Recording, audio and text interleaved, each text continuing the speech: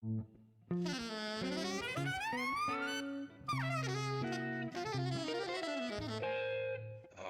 Jazz.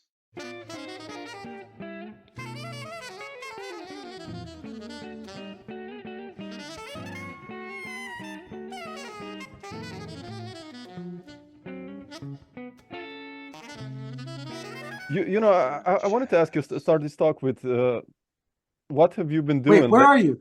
I'm in Slovenia, by the way, Hold on. in Europe. Slovenia. Yeah. Okay, amazing. You played here a couple of Okay, times. great. So Yeah, yeah. most likely. Yeah. I might have to put on my glasses so I'm not like squinting. Yeah. Not Come on. a lot of people get to see me like this. That's the serious look now. You know, yeah. I don't play gigs with the reading glasses on, so. Oh yeah, okay. Yeah, you rock it out there. So it's no, but Ben, I wanted to ask you, like, what have you been doing as a band leader lately? Like, I know Upstream is the last record, at least that I've heard, that it's kind of led heard by that? you. Yeah, man, I love it. I want to dig into that a little bit. But are you planning something new as a band leader, or have you been writing some new music, or what's on that department happen? I mean, it's been slow on that front. But you know, that was quite a while ago, actually, because it took me a long time to put it out after we had already made it. So you know, once I finally got it out, COVID hit.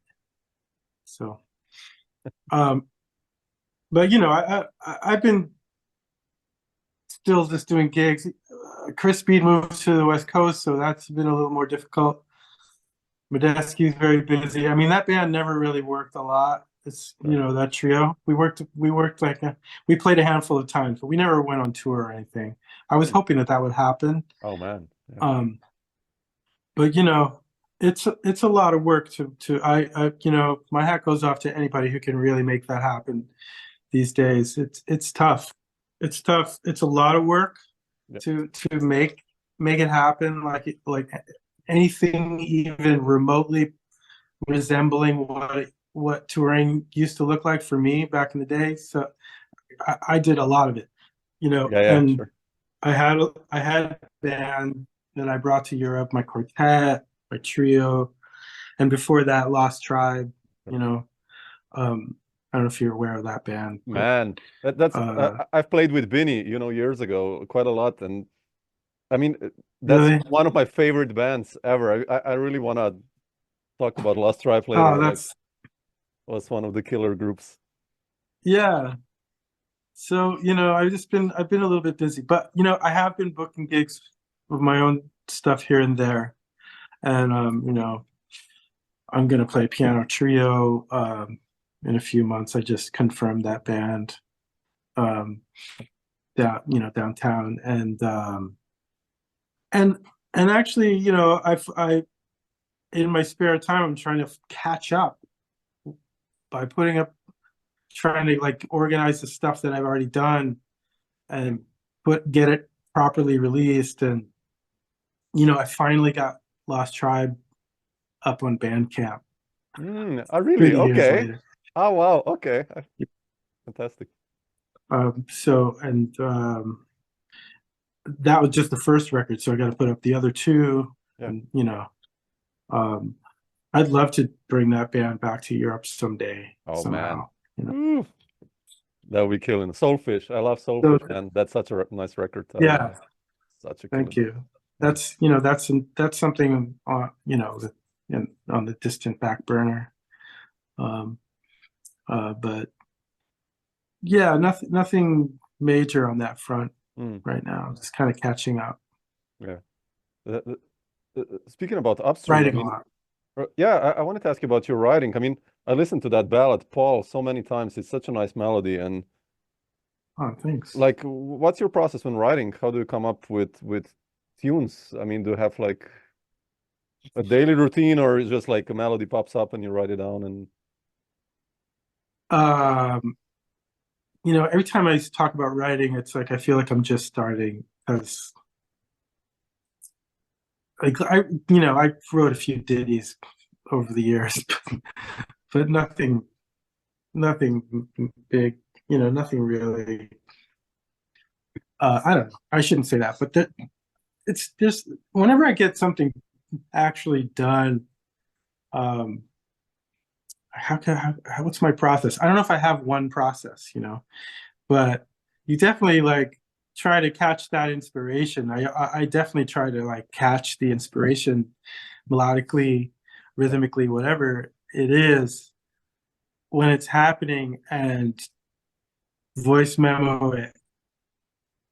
And then hopefully if, the thing for me is if it keeps sticking around, like if I keep hearing it, weeks later, months later, years later, then it's like, okay, that one needs to get really fleshed out, I'm not very prolific, clearly.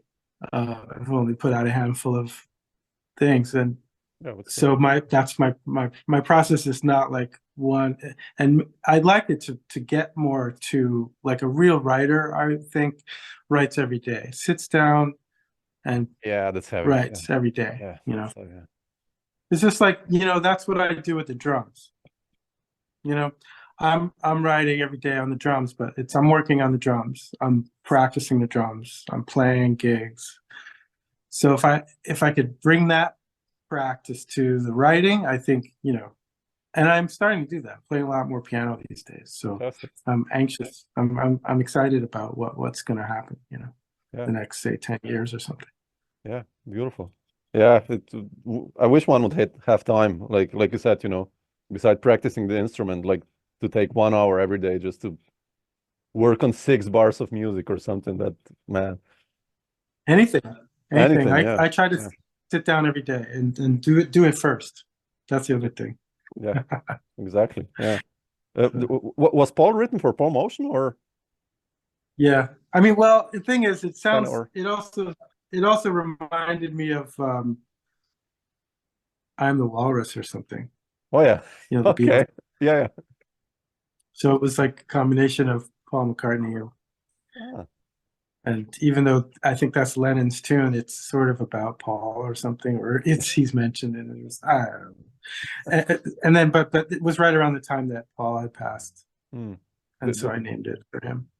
Was he like when you started up with drums, obviously Paul was like playing with everyone already, like, but who were your main inspirations? Because when I look at I'm a huge CD collector, so I kind of like these days listen to a lot of music that has you on, or like, and you play like on, straight ahead stuff to fusion stuff. So when I hear you as a drummer to free stuff to really composed music, it's hard to categorize you like, you're a drummer, which is good. Yeah.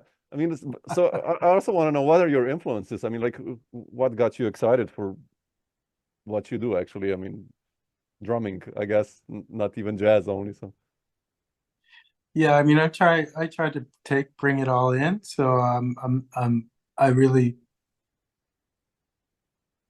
shouldn't say I try. I don't have that kind of filter.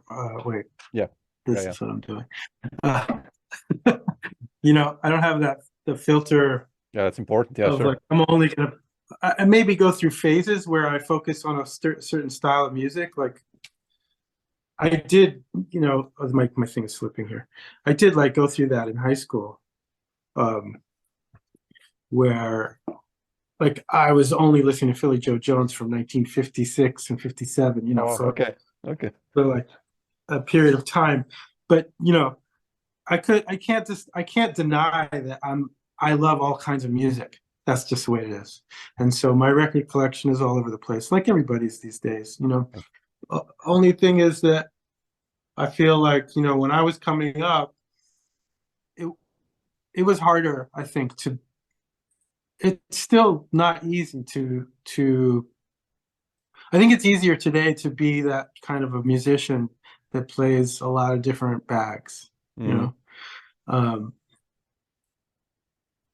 For me, I was really going against people would actually get upset, if they came expecting a certain thing and I'm doing this other thing, you know, or even if it was the audience, it might have been musicians that I play with. Like they found out like that I do this other thing entirely, like, you know, super downtown experimental. Yeah. Like then, you know, the super bebop guys that I'm playing with, they're like, what's that shit? What is that? Or vice versa, you know? And it's like, I don't have patience for that. I was like, yeah, well, you know, sorry. Yeah. I'm gonna go play my heavy metal gig now. You go ahead and play Stablemates. You know, Yeah, exactly. I'll be over here. Like whatever it is, I just like music that makes me, you know, I have a feeling for it. So if whatever it's gonna be, you know. And I definitely know when it's something that I don't like. So. Yeah. Oh, I like that about you. Like I said, you know, like that you're like this, like really. And everywhere you're good. So that's also the scary part, man. So that's, you know, Thank you. Play a fast Appreciate jazz up tempo or some free shit. Like it's incredible. Like it's beautiful. Yeah, I may be kind of conservative in that way, that like I want to get really deeply inside of the genre, you know, and don't like try not to half-ass it. Yeah, yeah, you know, important. Yeah. How was it for so you? I don't know if I answered your question. I didn't like cite. No, you don't have to cite. No, come on, no. Specific bands, because No, it's just like it's a lot. Yeah, yeah. It's a lot. But you mentioned we started talking about motion. Yeah, that's what I wanted to ask you. Yeah, I didn't really get to start seeing him until I was already pretty developed as a player, and he really kind of like actually when I first heard him, I was in Europe on tour. One of my first tours actually was my first tour ever. I played in South Eldon in 1985 or 86, I think. Wow. It was with Harvey Schwartz. Had a band. Harvey's a great bass player. Yeah, sure. He had a band with all these heavyweights, Billy Drews and Charlie Mariano, and the guitarist Jay Azalina. It was like a fusion-y, but not really super fusion-y band. And anyway, it got me to South Eldon, and then South Eldon blew my mind because I got to see Paul Bley Quartet with Motion and Bill Frisell and John Surman. So, you know, and it was like being at a rock concert. So that was my introduction to Paul. So he had already gotten to that point where he's like this abstract expressionist on painter, you know. So yeah, but then I got to see him a lot in the Vanguard, and he also, I grew up in the neighborhood that he lives in, and you know, so we had all these different connections. Yeah, he's such an important composer, also for me at least. You know, when I want to get inspired to compose a ballad, I just put on like something by Paul, and I'm like, oh shit, okay, there it comes. The melody pops up, or I don't know. He was so good. Yeah, beautiful. But Ben, I wanted to ask you about Lost Tribe that we mentioned before. Like I said, you know, I remember the first time I heard the band, it was a friend of mine, Brane Roncelli. You probably know him, a promoter, and he had a radio show. And I didn't know, like, I listened to his radio show, and this music popped up. It was Soulfish. There was no introduction. I just pressed record on a cassette tape, and I kept listening to that, and then I finally got out it's you guys. But how does the story with Lost Tribe happen, actually? I mean, like... it started with Adam Rogerson and I went to high school together. So we met in high school, and also Fima Efron he also went to that high school, but like a year or two before us. And so we started playing together. Adam and I started playing together in high school, like playing jazz and whatever, okay. anything. Very cool. And then we started jamming with FEMA. And we started out just playing trio. I had this place that I had the like graveyard shift rehearsal space in the music building on 38th Street and 8th Avenue. Midnight to 4 in the morning. Wow. So those were the days. So that's how it started, and then we started like adding. We added like keyboards and saxophone, and it was pretty. We went through a few different changes, and then after like a year or two, or a year and a half or something, we landed at the core band, and then we stayed together for like 11 years or something. Wow. So that was Binny, David, and David Gilmore, and Adam, and FEMA, and myself. Yeah. And we were playing gigs around town, and that was back in the day when you could actually get a record deal.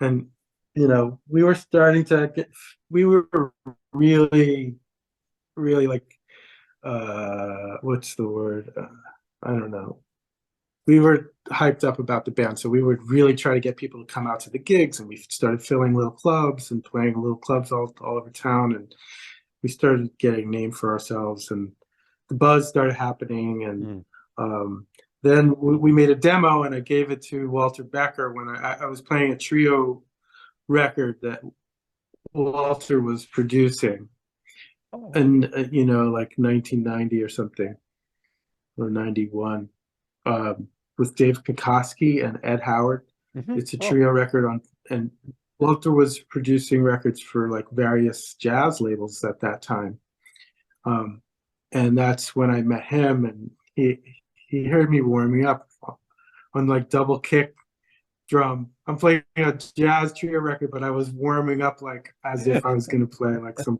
crazy gig. He just like walked in. He's like, "Do you happen to know any like punk jazz bands or something?" And I like handed him my demo tape, and the rest is history. He called us and had us come record, and Wow. it was a dream.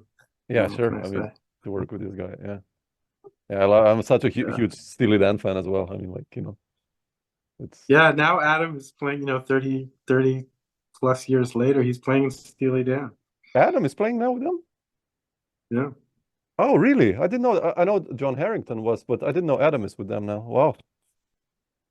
Yeah, Adam basically stepped in as, because Walter was the second guitarist. Yeah. Oh, wow. Okay. So they had a couple others yeah.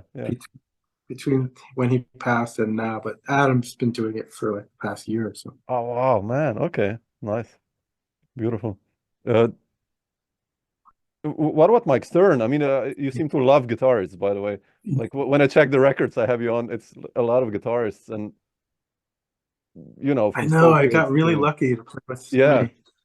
How did you hook up with Mike? When did that story with him begin?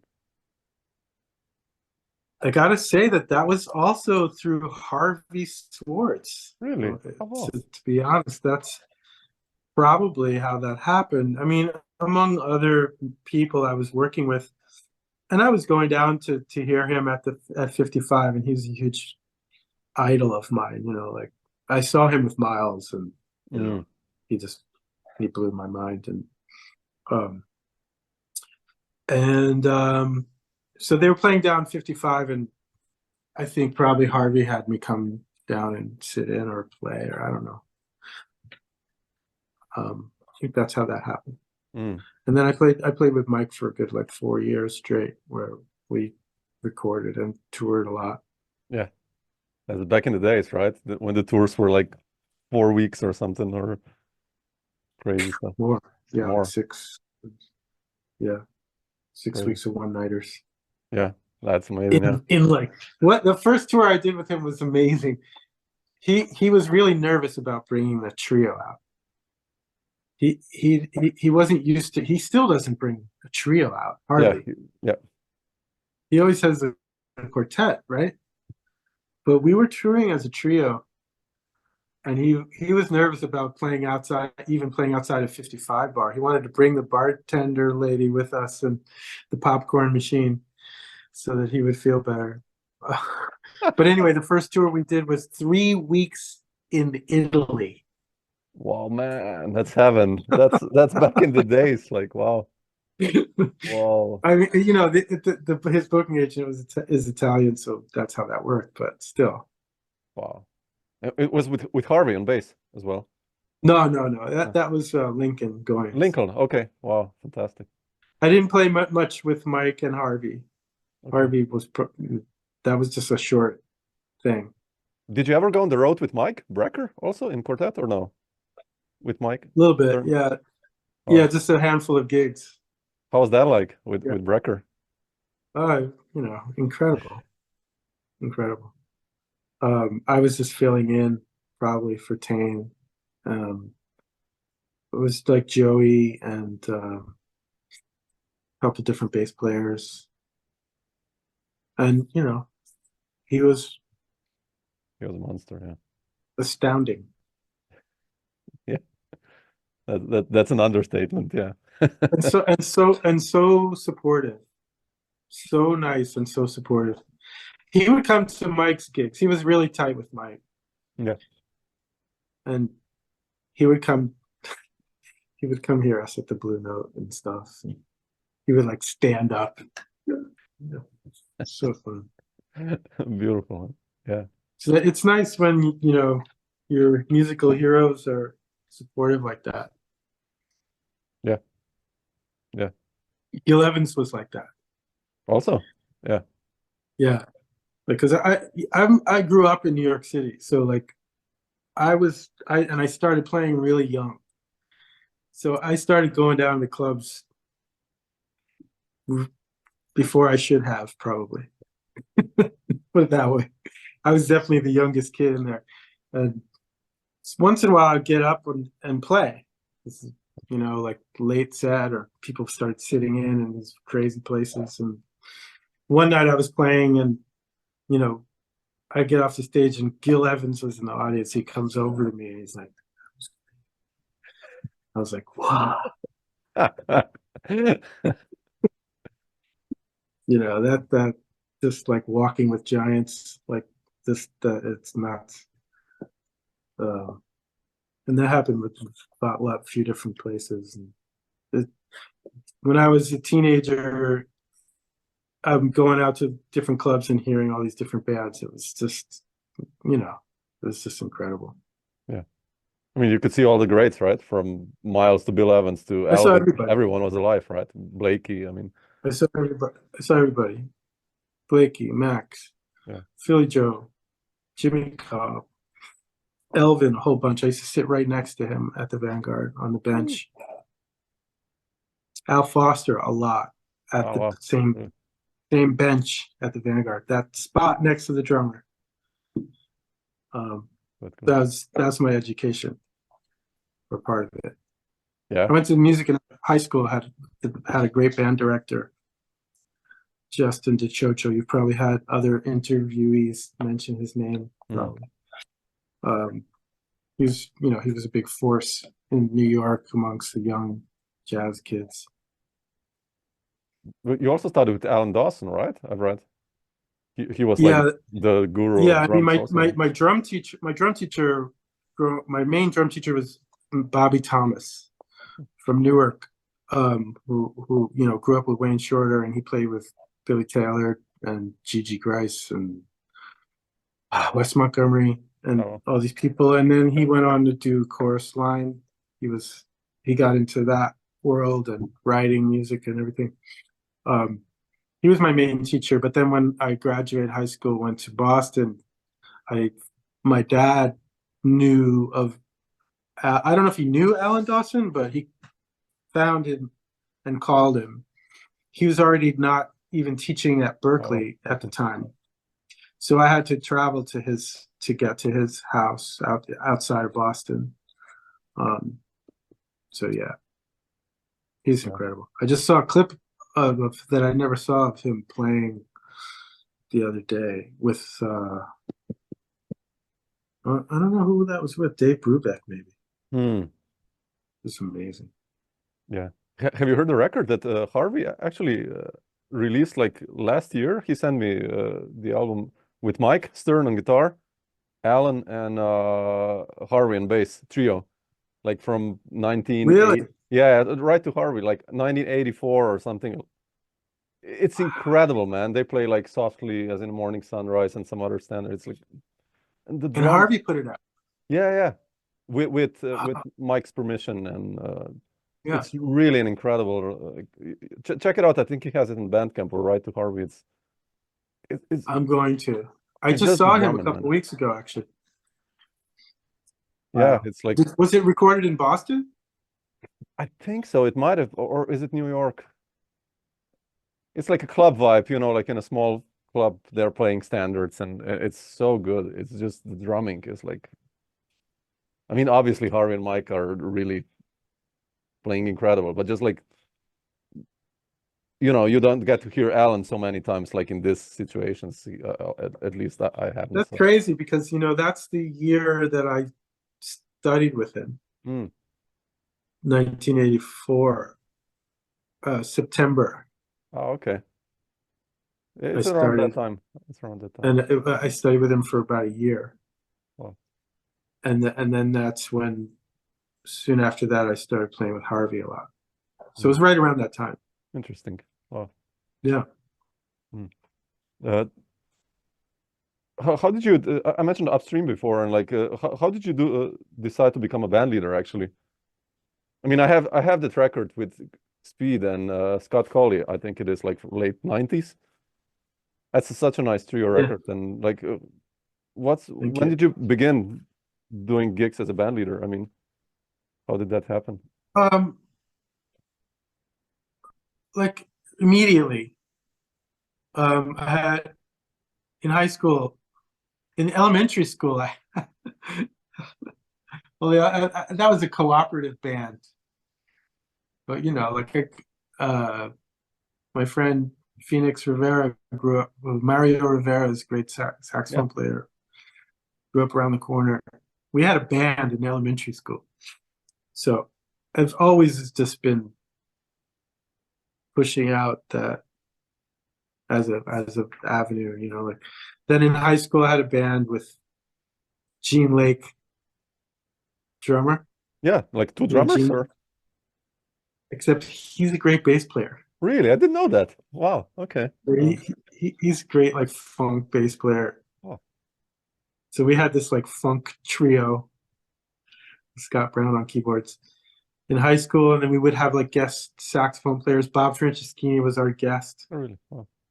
Steven Bernstein was our guest. That's how I met Steven. Yeah. Okay. Fantastic. So I've always been doing that, you know. And then Lost Tribe, you know, that was a cooperative, but me and I would say me mostly, and Adam, he would get upset if he heard me say that, but we did most of the heavy lifting in terms of band leading there. Yeah.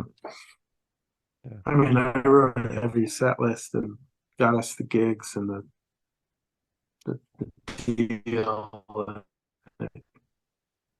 And then when we sort of fell apart there in the late '90s, and that's when I started playing with my trio, with Scott and Chris. Yeah, sure. Yeah, I love that connection. No harmonic instrument and like really open music. I mean, beautiful stuff. Yeah. I mean, yeah. I mean, one of my favorite records is the Sunny Trio live at the Vanguard with Delvin. Oh yeah, Ware, so mine too. Yeah. That's a monstrous record. Yeah, beautiful. One other question, Ben. Like, how did you start? I mean, like we said before, like you were playing so much different music. Like, how did you join Rufus Wainwright's band? And I kind of didn't expect you there, but when I saw it, I was like, "Damn, really?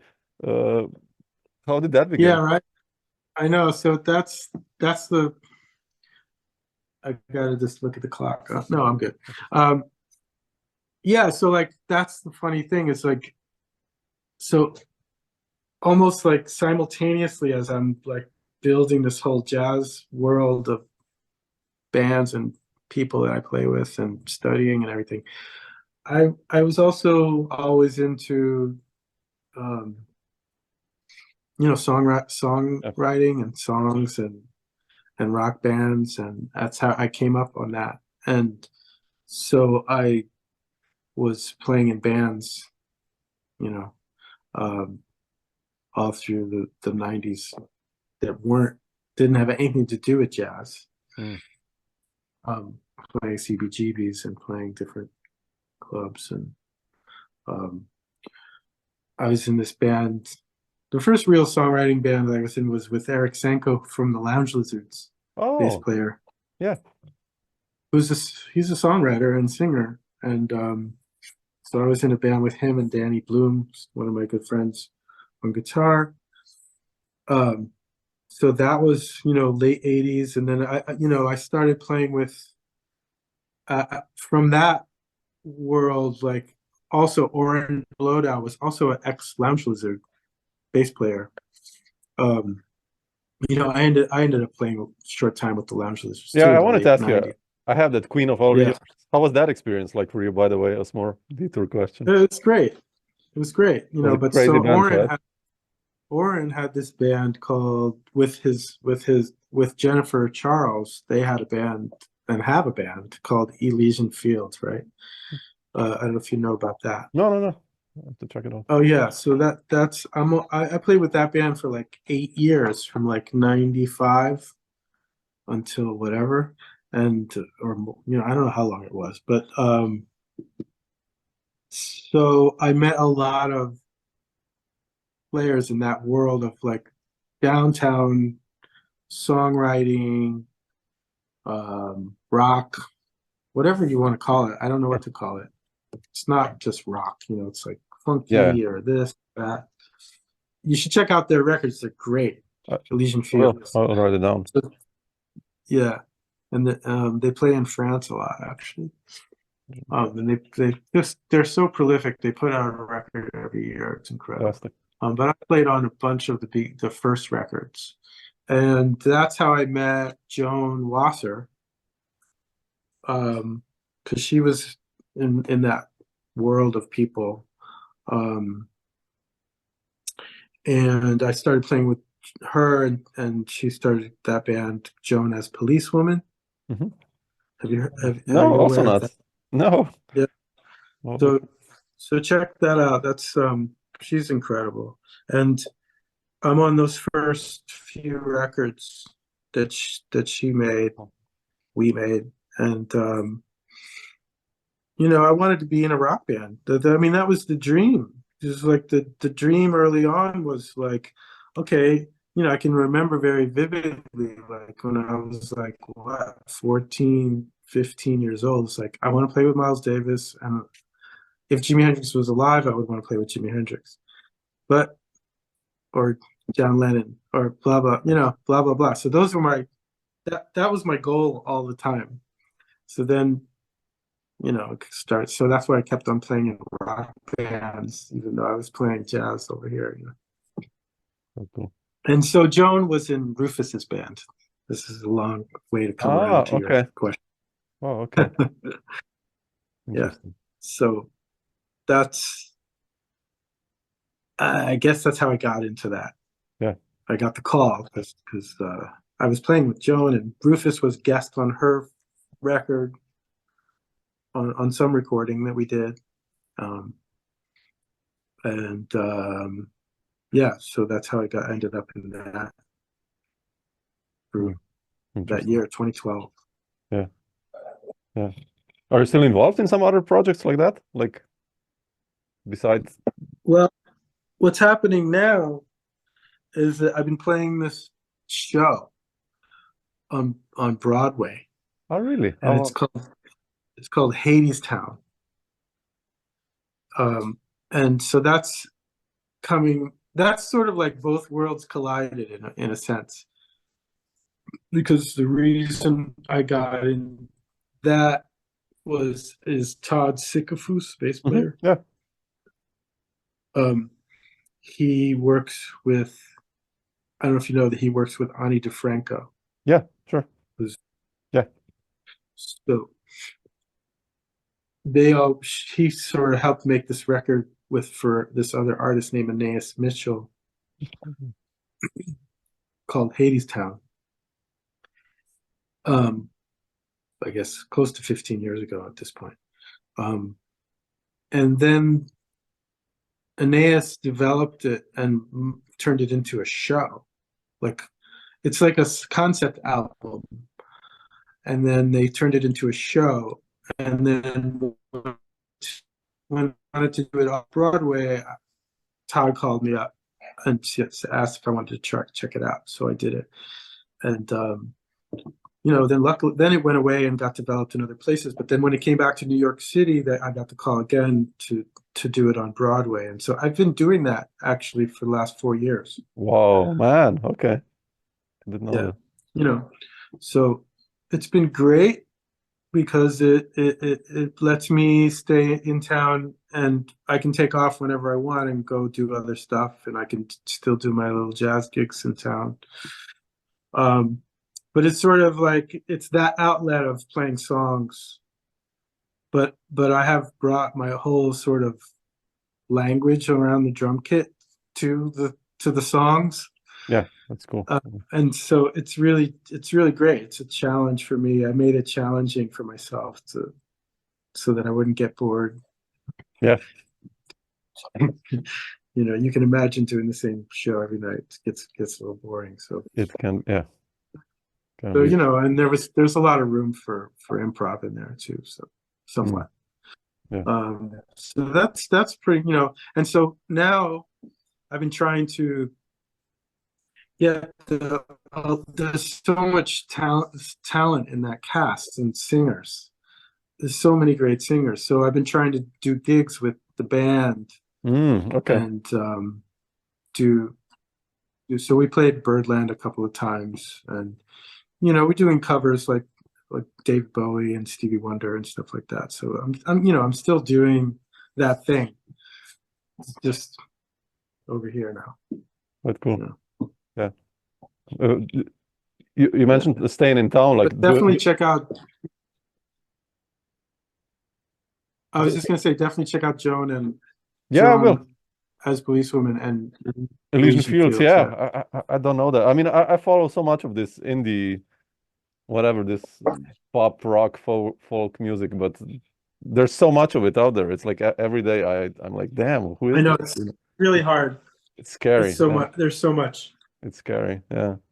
But James Genus and I were in the band. Really? In Elysian Fields. Together. Really? Wow, man, I didn't know that. Oh, I love James, man. Yeah. The first 3 or 4 records. Really? That's good. Yeah, you played, I think, I checked the bass players you played with. I think you played with every bass player there is almost, like almost from Drew Grass to, I don't know. No. Like, it's just the amount of players. It's incredible. I mean, yeah, beautiful. But Ben, I wanted to ask you, are you coming on the road anytime soon to Europe? And what are your plans for the upcoming months? And do you have some side gigs or what's happening? I'm not. I don't have anything come. Wait. I'm still playing with Uri Caine trio. Oh, you are? Okay, with Drew and I don't know if you know. Well, Drew hasn't been doing it lately. Mark Elias has been doing it. Really? Oh man, say hi to Mark, man. Okay.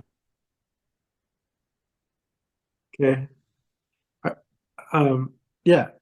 So I'm playing with them next week. Wow, beautiful. The next week, 2 weeks. And yeah, not just on the books right now, since I got this sort of like cushy gig that keeps me busy. But I hope to come back to Europe. I really miss it, actually. I miss touring. Yeah. actually. Yeah. I mean, the last time I was on the road was with Mark and Uri. We came over and we did like a week or so in Europe, but that was already over a year ago. Mm. Yeah. Yeah. And that was actually right before that. I was playing with Trixie Whitley. Oh, Do you know her? no, also not. Speaking of indie No, man, songwriters. all these names, shit. Yeah. I have to write this down. Check her out. She's really great. Yeah, she's great, and I played on a couple of her records too. Oh, okay. Oh, yeah. Yeah, but yeah, unfortunately, I can't tell you. I can't promote like a new record or a new tour. No. It's no worries. But super. I hope to catch you in Europe soon if you're gonna come with Uri or whoever. I mean, we'll have a beer together or something. So. Yeah, man. Yeah, but Ben, That'd be great. I'll leave you a nice, what is today? Thursday in New York, and thanks for sharing some of these thoughts, man. I really appreciate it that we finally made it. So Right on. Thanks for reaching out and being persistent. yeah, and don't forget to write to Harvey about the Dawson trio with Mike. You'll see it's killing. So Definitely. yeah, definitely. so cool. Okay. Great. Right. Thanks, sir. Great. See you. Take See care. you around. Nice to meet you. You too. Okay. Thank you. Bye. Bye.